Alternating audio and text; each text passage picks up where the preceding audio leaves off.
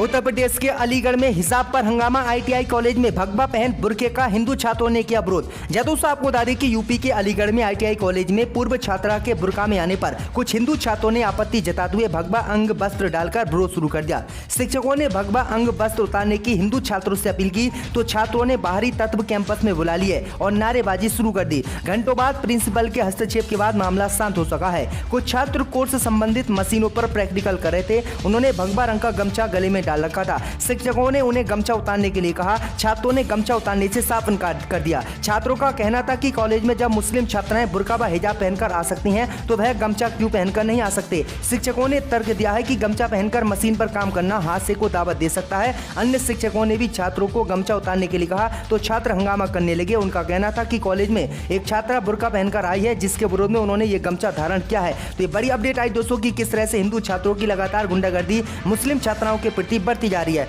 इसी के साथ आपको बताएं दोस्तों की होली पर हिंदू मुस्लिम आबादी वाले इलाकों में होली पर होगी सख्त सुरक्षा। ड्रोन से रखी जाएगी नजर। दोस्तों आपको बता दें कि उत्तर प्रदेश में होली का त्योहार आने वाला है और होली पर सख्त सुरक्षा की उत्तर प्रदेश पुलिस ने गारंटी दी है। वहीं आपको बता दें कि उत्तर प्रदेश पुलिस ने होली पर एक नया आदेश जारी किया है। होली पर उत्तर प्रदेश पुलिस ने आदेश जारी करते हुए बताया है कि हिंदू मुस्लिम मिश्रित आबादी वाले इलाकों में होली पर सख्त सुरक्षा होगी और ड्रोन से इस मामले को लेकर नजर रखी जाएगी। इसी के साथ आपको बताएं दोस्तों की मुसलमानों के खिलाफ फिल्म बनी कश्मीर फाइल को योगी सरकार ने उत्तर प्रदेश में किया टैक्स फ्री तो जयंत चौधरी ने उठाए सवाल। दोस्तों आपको बता दें कि 1990 में कश्मीरी पंडितों पर हुए अत्याचार और नरसंहार को दिखाने वाली द कश्मीर फाइल को फिल्म को उत्तर प्रदेश सरकार ने टैक्स फ्री कर दिया है। मुख्यमंत्री योगी आदित्यनाथ ने सोमवार को यह आदेश दिया है। हालांकि रलौत के प्रमुख जयंत चौधरी को यह फैसला रास नहीं आया। उन्होंने पेट्रोल डीजल और कृषि उपकरणों से टैक्स घटाने की नसीहत देते हुए पूछा है कि फिल्म को टैक्स फ्री करने का क्या मतलब है। जयंत चौधरी ने योगी सरकार के फैसले के तुरंत बाद ट्वीट किया कि डीजल पेट्रोल पर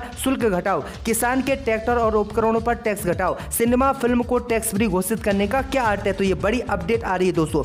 इसी के साथ आपको बताएं दोस्तों कि यूपी में हार के बाद मायावती का बड़ा फैसला। लोकसभा में बदला बीएसपी का नेता, ब्रह्मांड सांसद को हटाकर जाटव को मौका।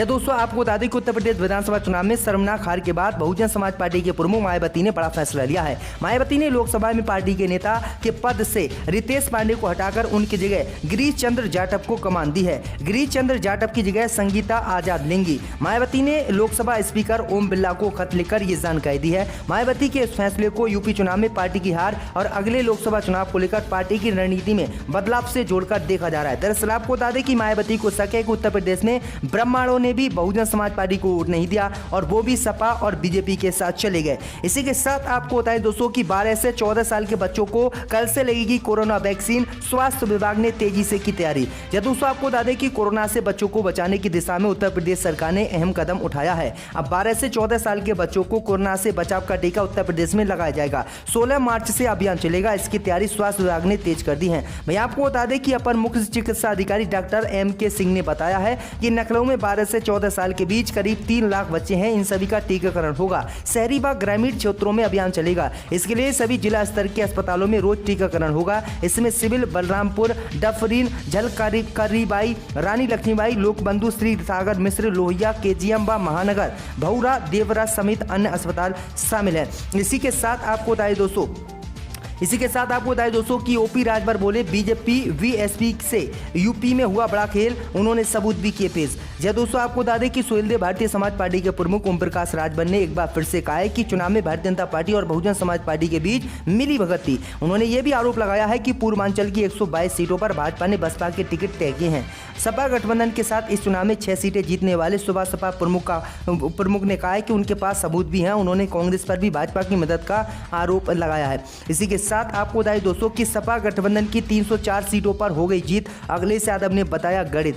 दोस्तों आपको बता दें कि यूपी विधानसभा चुनाव 2022 में भाजपा की प्रचंड जीत के बीच समाजवादी पार्टी और गठबंधन में शामिल नेताओं की ओर से ईवीएम को लेकर कई बार सवाल खड़े किए गए हैं। मतगणना से ठीक पहले खुद सपा प्रमुख अखिलेश यादव ने प्रेस कॉन्फ्रेंस कर आरोप लगाया। हालांकि अभी तक ईवीएम से छेड़छाड़ या गड़बड़ी का कोई पुख्ता सबूत सामने नहीं आया। मंगलवार को सपा प्रमुख अखिलेश यादव ने एक बार फिर से पोस्टल बैलेट के वोटों का हवाला देते हुए इस आरोप में सवाल उठाया। इसके साथ ही अखिलेश ने अपनी ढंग से पोस्टल बैलेट में सरकारी कर्मचारियों और शिक्षकों के बड़े पैमाने पर वोट मिलने का दावा भी किया है। अखिलेश यादव ने ट्वीट में लिखा है कि पोस्टल बैलेट में सपा गठबंधन को मिले 51.5% वोट व उनके हिसाब से 304 सीटों पर हुई सपा गठबंधन की जीत चुनाव का सच बयान कर रही है।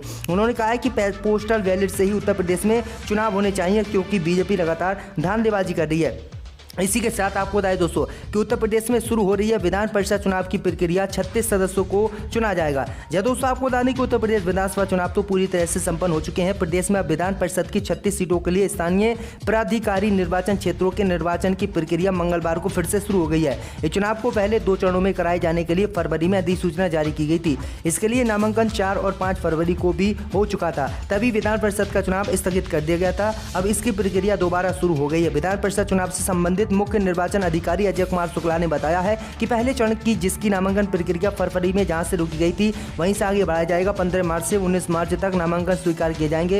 यानी पहले चरण की 29 सीटों के लिए जिन लोगों ने 4 से 5 फरवरी को नामांकन किया था वह मान्य होगा, उसे दोबारा नामांकन करने की जरूरत नहीं है। इसी के साथ आपको बताएं दोस्तों की हार के बाद सपा गठबंधन में दरार। जब दोस्तों आपको बता दें कि उत्तर प्रदेश विधानसभा चुनाव में समाजवादी पार्टी की करारी हार के बाद अब गठबंधन की गांठें खुलने लगी है। महान दल के अध्यक्ष केशव देव मौर्य ने साफ कह दिया है यदि गठबंधन में उन्हें अहमियत नहीं मिली तो किसी और दल के साथ जाने पर वह विचार करेंगे। उन्होंने स्वामी प्रसाद मौर्य को लेकर भी बड़ा बयान दिया है और कहा कि उन्हें भाजपा ने ही साजिश के तहत सपा में भेजा था। टीवी चैनल एबीपी न्यूज की रिपोर्ट के मुताबिक केशव देव मौर्य ने इस बात को लेकर नाराजगी जाहिर की है कि चुनाव में उनका सम्मान नहीं किया गया और गठबंधन के दूसरे दलों की तुलना में बहुत कम सीटें दी गई। केशव देव मौर्य ने कहा उन्हें गठबंधन में सम्मान नहीं दिया गया और महज 2 सीटें दी गई, जबकि ररौत अपना दल को अधिक सीटें दी गई। मौर्य ने कहा कि यदि उन्हें आगे तवज्जो नहीं दी गई तो वह किसी और के साथ जाने पर विचार करेंगे।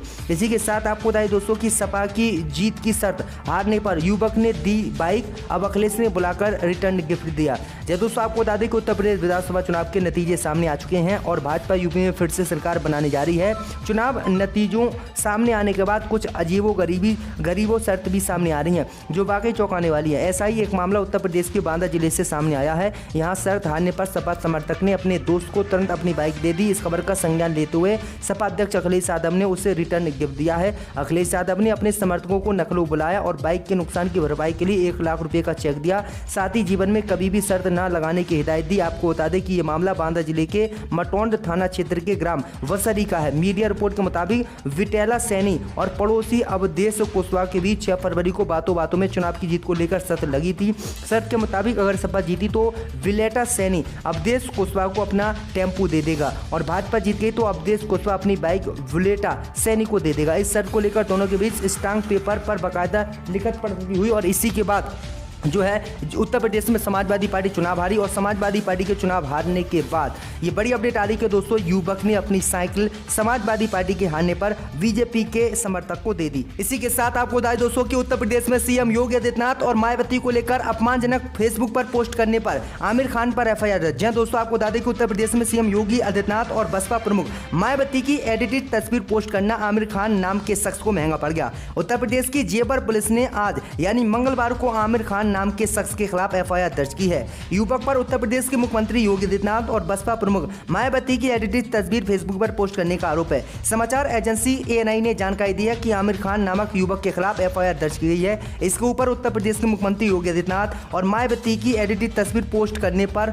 आरोप लगा है। आमिर खान पर आईपीसी और सूचना प्रौद्योगिकी अधिनियम 2008 की धाराओं के तहत मामला दर्ज किया है। मीडिया रिपोर्ट की माने तो फेसबुक पर आरोपी आमिर खान नामक शख्स ने योगी आदित्यनाथ और बसपा चीफ मायावती की एडिटेड तस्वीर पोस्ट की थी। आरोप है कि उसने कुछ आपत्तिजनक शब्द भी इनकी फोटो पर लिखे थे। आरोपी आमिर खान जेवर के दयांतपुर गांव निवासी बताया जा रहा है। उसने जो तस्वीर पोस्ट की है उसमें मुख्यमंत्री योगी आदित्यनाथ और पूर्व मुख्यमंत्री मायावती को दूल्हा दुल्हन की तरह दिखाया गया है। इसी के साथ आपको बताएं दोस्तों कि विश्व हिंदू परिषद ने लोगों से की अपील, कहा हिंदू समाज का हर परिवार 2 बच्चे करे पैदा। यह दोस्तों आपको बता दें कि विश्व हिंदू परिषद ने हिंदू समाज के लोगों से कम 2 बच्चे पैदा करने की आज अपील की है।